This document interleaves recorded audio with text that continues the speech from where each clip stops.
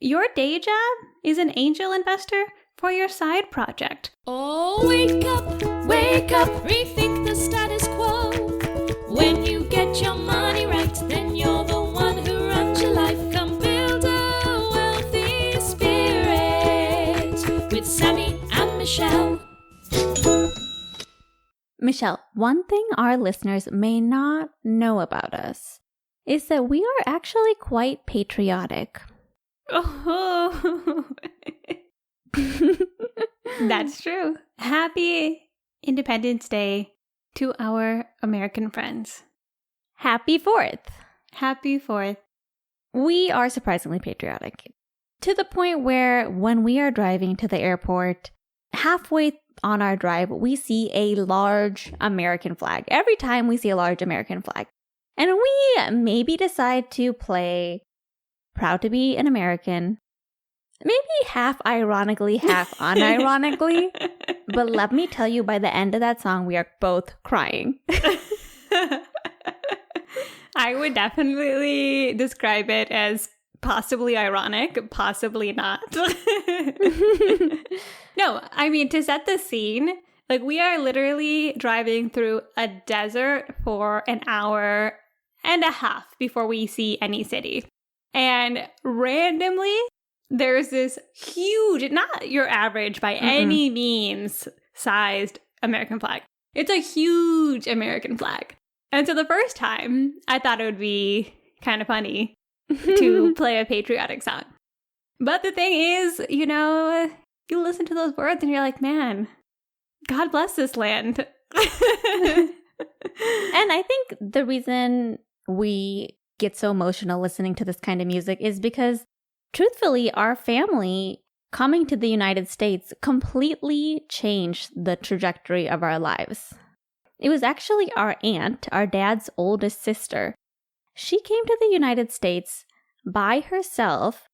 She already had a family and she already had 3 kids in India, but she had to find a way to have a better life for herself and also to help make money to feed the rest of her family. And so she came to the United States as a nurse, and she came to Michigan, where Detroit. It is winter. Detroit.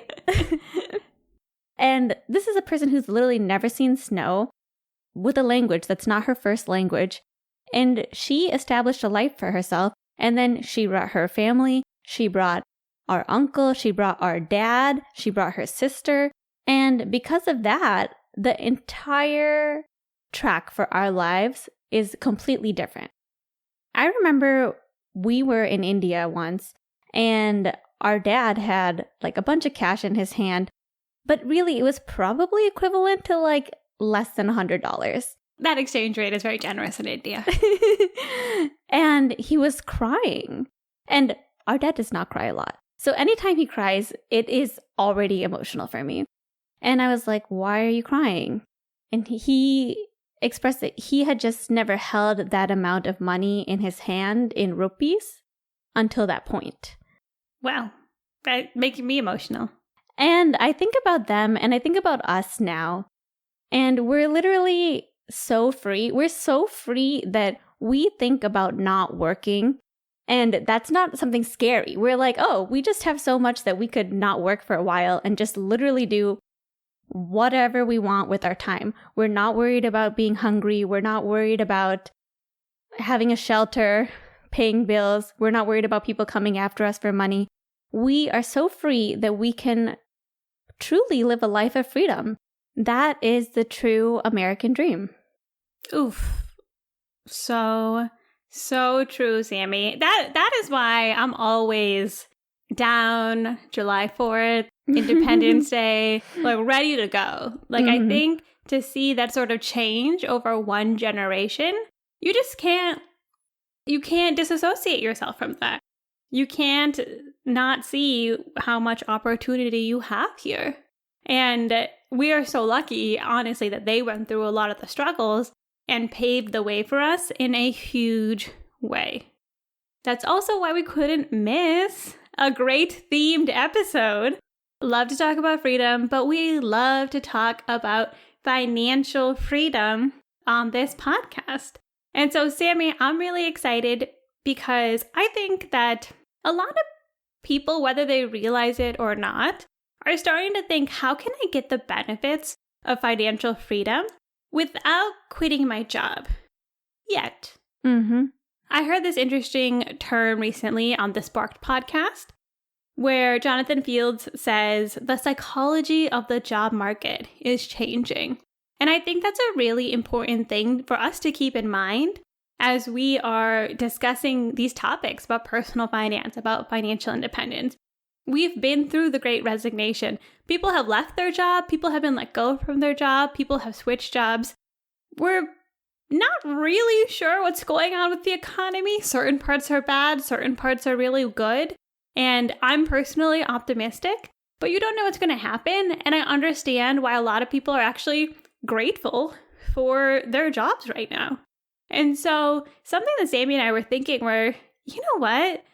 You can really get so many of the benefits of financial freedom without necessarily quitting your job and taking that leap forward. So that's what we're going to talk about today. Let's get into it.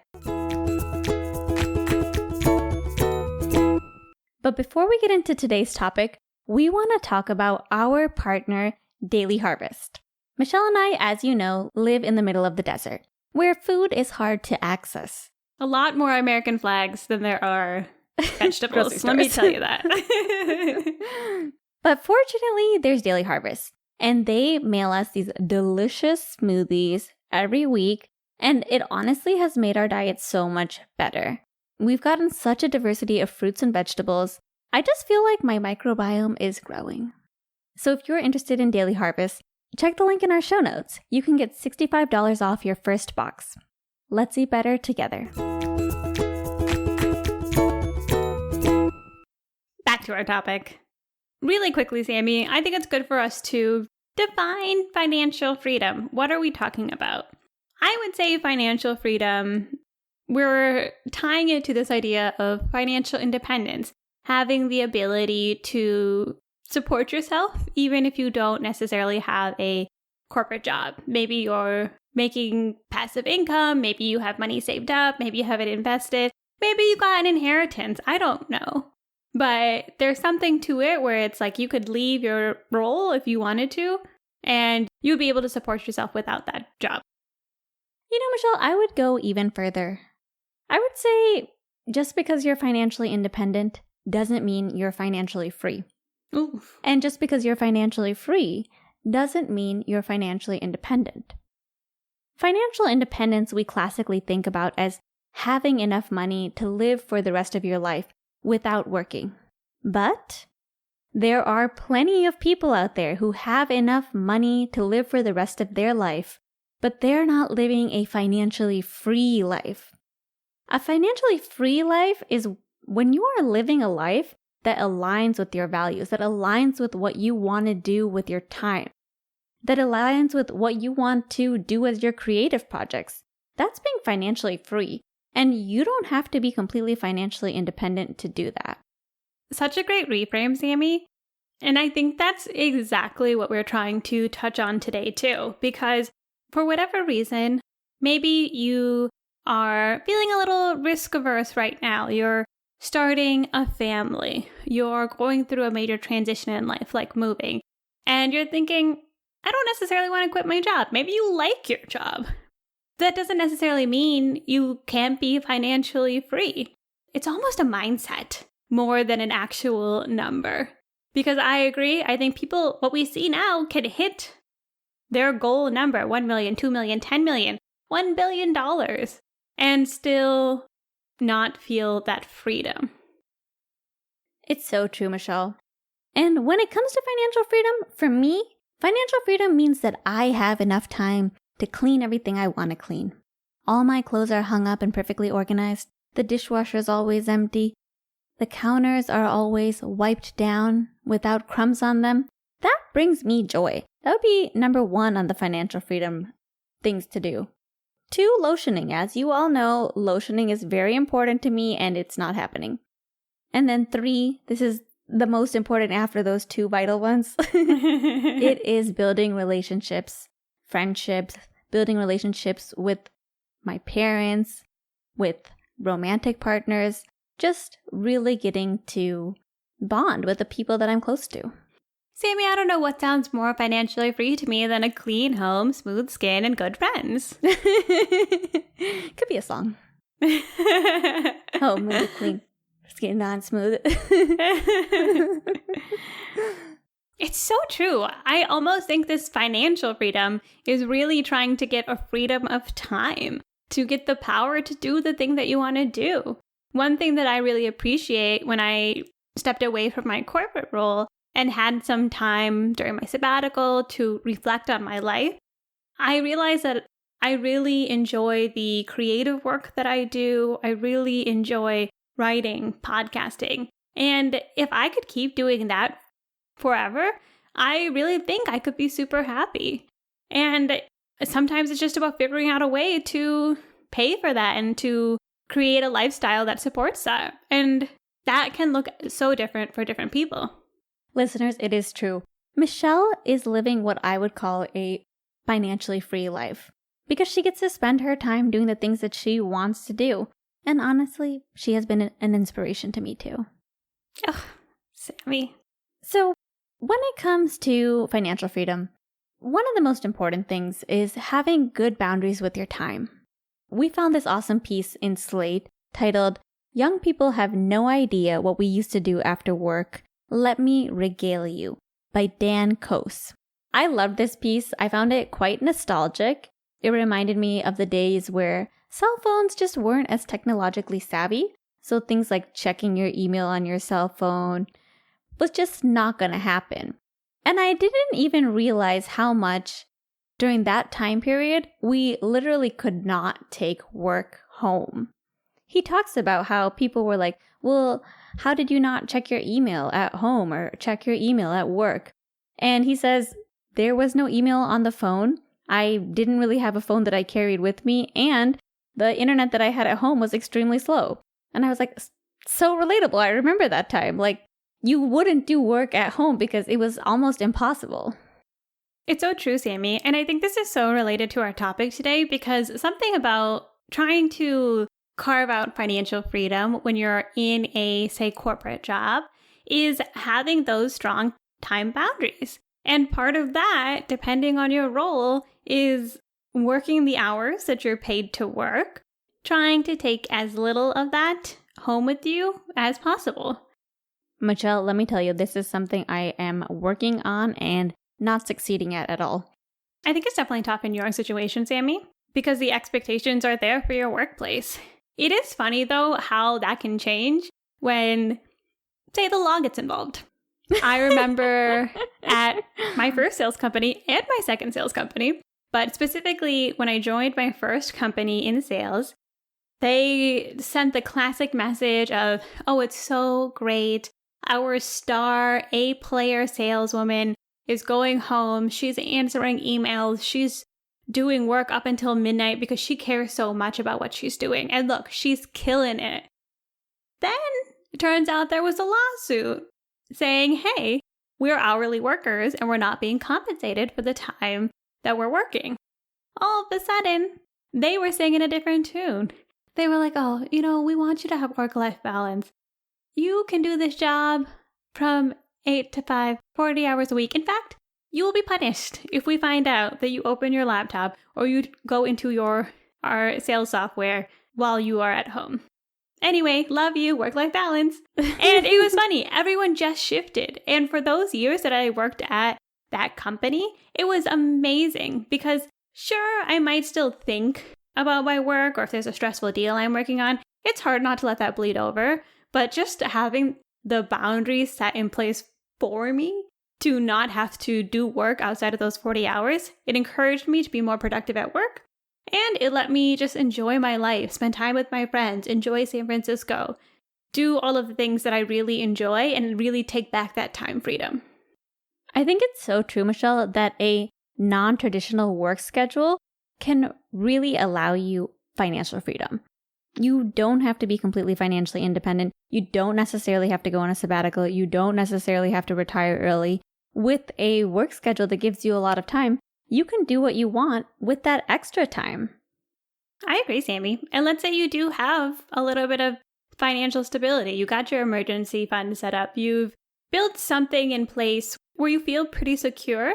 A lot of times you can then come from that place and ask for working less days, work 4 days a week, ask to work remote, or find opportunities where you can actually adjust the amount of hours that you're working.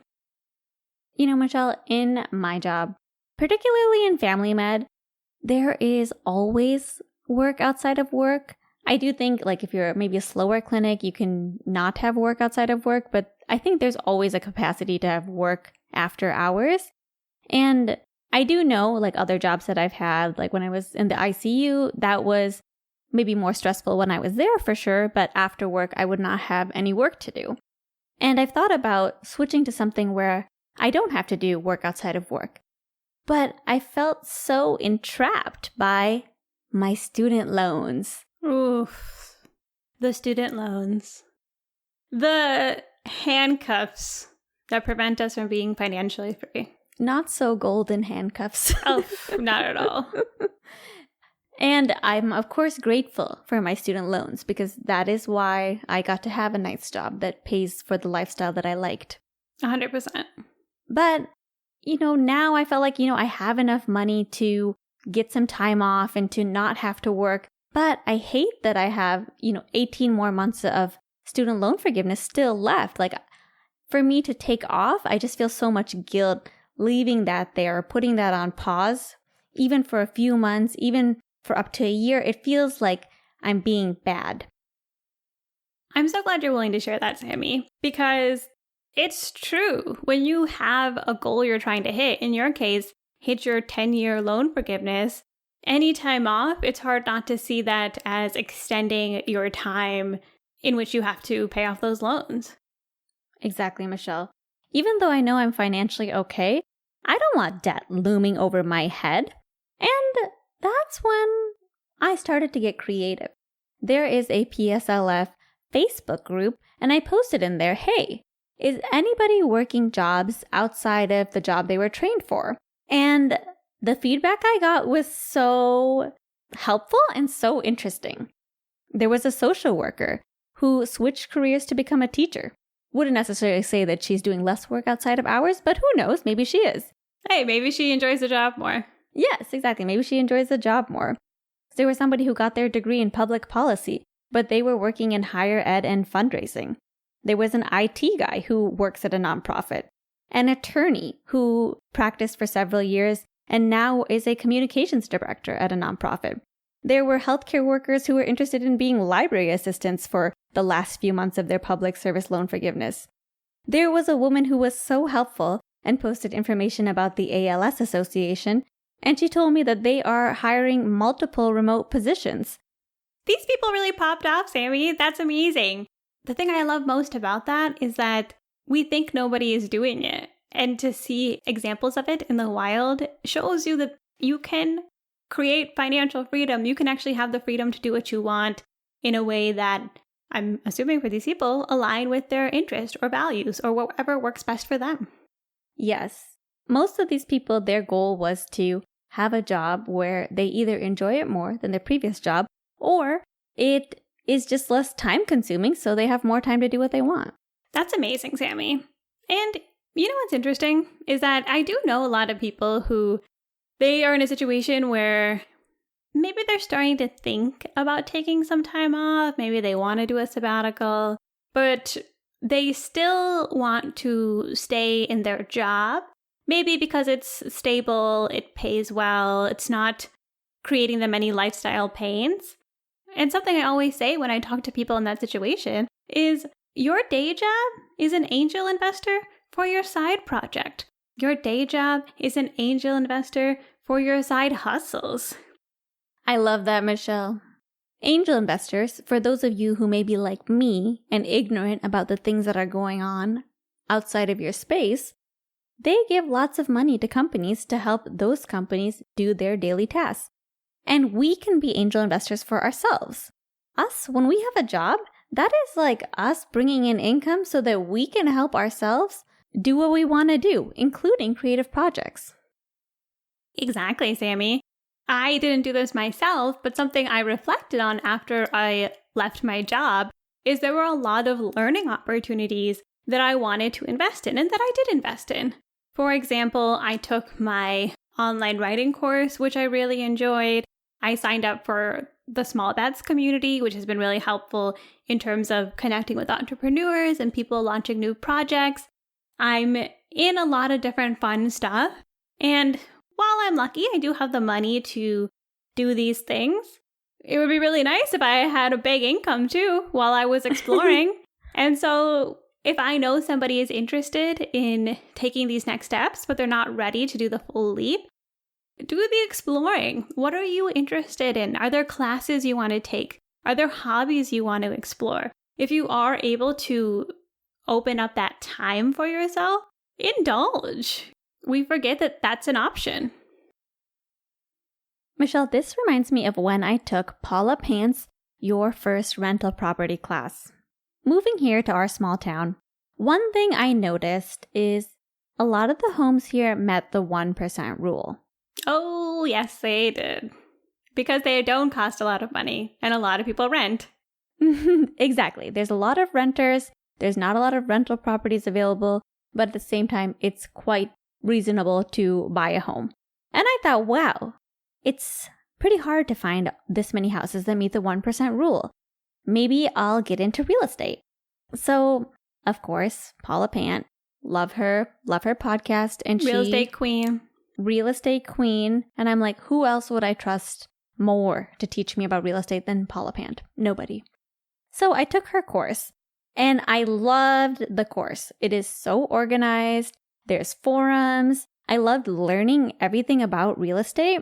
And Sammie was a star student. Just want to brag. I was a star student for a brief period of time because I quickly realized that as much as I loved nerding out on all the real estate stuff, I realized that I'm not a big person who's obsessed with homes or real estate. And I asked Paula, because gotta talk to her directly as part of the course. And I was able to ask her, I'm like, hey, I live in this small town. This is a situation. The housing prices meet the criteria, so that's awesome. But I heard you mention an important thing to consider is the economy of the town, population growth, and whether the industries are going up. And those three things are not true here. Do you think it's still a good idea? She didn't say I was delusional because she's a very nice lady. No, she said, sounds like that's something to consider because you can't factor that out. Let me tell you how grateful I was. I was considering buying the house that we lived in. As you guys may know, if you listened to a previous episode, a radio tower fell on our house. A radio tower fell on our house, which is, by the way, why it was so cheap in the first place.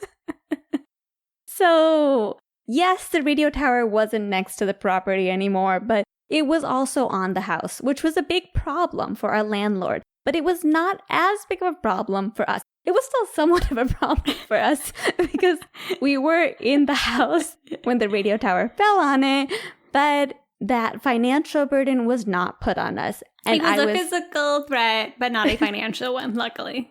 On top of that, the prison has now closed. That was one of the main industries here. So things are going downhill for the town. Maybe things could turn around. I don't want to be negative. God bless. But I am very happy that I did not purchase property here.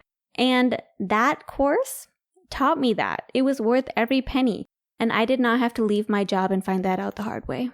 That is so powerful, Sammie. One, because it spawned our new favorite phrase, a radio tower will never fall on the S&P 500 index fund.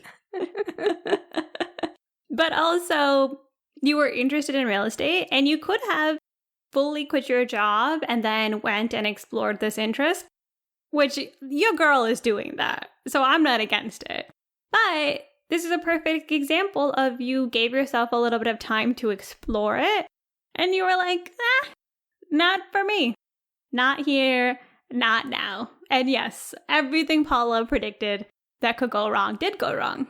She was like a real estate psychic. Like Sammie We can't even do justice to all of the great advice she gave in like 5 minutes. But that's a great example of how you use the money you are making. Your job is paying you to do this. And then you are angel investing yourself. You are giving yourself money to educate yourself, to invest in bettering you. And aside from being able to give yourself money while you're working to help pursue your side projects, you can also give yourself skills that help you pursue your side projects. A lot of people who are at a point where they're thinking about something like financial freedom, financial independence, retiring early, or going and launching themselves into entrepreneurship have been in their field for quite a few years. You probably have skills and information that you can repurpose as a product, repurpose as information. For me, I didn't necessarily think sales was the best fit, but I did enjoy my time there. But now I'm so grateful that I know how to cold call. I know how to send prospecting emails. I know how to communicate clearly. These are all things that I learned in my time at my sales role, where my companies were paying thousands of dollars to train me. And so I didn't plan it, but I would tell anybody, hey, go take a sales job. You'll learn something that will help you later in your entrepreneurship journey. I think that's so true about sales. Sales is a job where no matter what you do afterwards, or even in your personal life, sales is going to be useful. And I use Michelle's sales skills all the time when I need help talking to people on the phone to get things fixed. My unpaid side hustle is calling all of Sammie's people and asking for my money back. I'm like, do you know who I am? Samantha. At my current job, despite the fact that I haven't been successfully able to get all my work done during my work hours, my hours of trying to manage my time better has taught me so much. I am so much better at getting things done quickly, timing myself, tracking myself, monitoring what works, coming up with new solutions to make myself faster. And maybe my work is an impossible task that will never get done in the 40 hours that it's supposed to get done. But the next thing that I decide to do, that stuff's going to get done. Self-discipline, growth mindset, pushing yourself. These are all things. Pomodoro timer. Pomodoro timer. Look, if you have a boss breathing down your neck, you're learning something about how to be a hardworking person. So I agree. Don't discount those skills. Takeaways. Takeaways from this week's episode. When it comes to getting the benefits of financial freedom without quitting your job, start with time boundaries. If you can have time outside of work to pursue your passions, or even just to pursue relationships, or maybe just cleaning and lotioning like me, do it. Whether that's less hours at work or being better about telling your workplace that you can only work during your work hours. Yeah, be a great employee when you're paid to be. And then go and enjoy your life.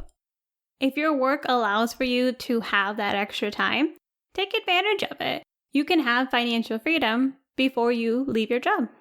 Takeaway number 2. Think of your job as your angel investor for yourself. That money that you're getting while you work, it is money that you can use to learn skills that you want to learn or try out things that you might feel scared to try if you didn't have a job. Use your time at work to explore with the safety net. And finally, work on building skills at your job. See what you're learning, see what resources your work might have, maybe different roles that you can take on, if there are specific skills that you want to improve. The nice thing about being in a workplace is a lot of times they are investing money in upskilling you. So that might be a good opportunity to invest in yourself by using their resources. And I'll add, Sammie, know yourself. For me, when I was in my 9-to-5 job, I didn't really feel like I had the energy to do all of these extra things. And for that reason, I'm not upset that I took the leap, quit my job, and then figured things out. But I realized that that's not the ideal situation for everybody. And I think it's all about doing what's best for you. Reading Dan Kois's piece for this episode, where he talks about young people not having any idea what we used to do after work. It really reminded me of my job out of undergrad, where I was working as a receptionist in the surgical suite. And I would wake up at 5:30 in the morning, and I'd go to work, and I would get out at 2:30. And I loved it because I'm a morning person. Sometimes I would maybe stay and chat with the 78-year-old woman who worked the evening shift.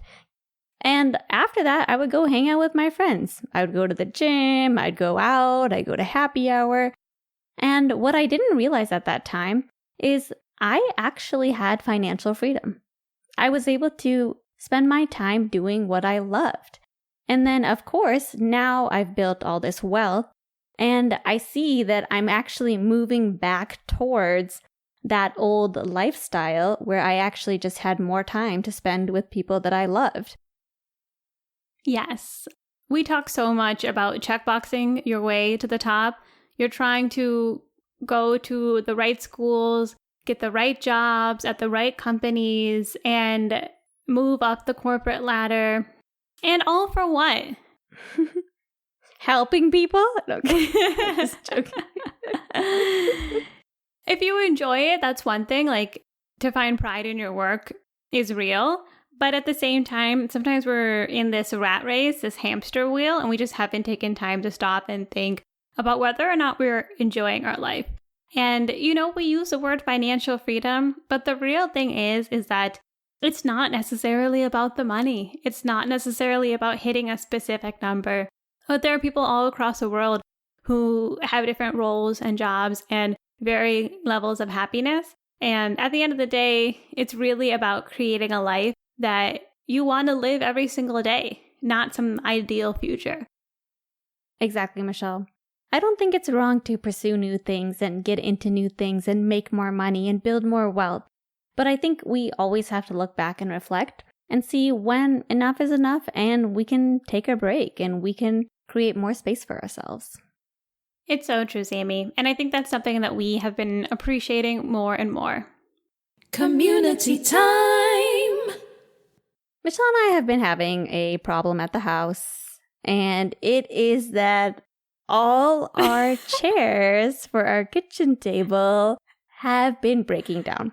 So here's the thing. We're talking about financial freedom, and one part of that is frugality. Yep. And another part of that is the lumber shortage a year ago.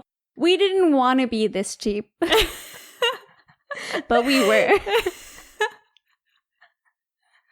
Look, we tried to buy a normal table at Living Spaces.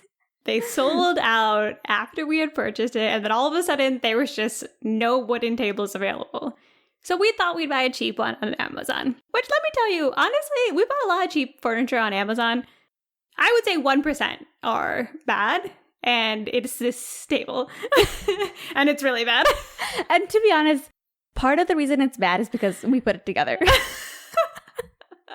And I don't think we did it correctly.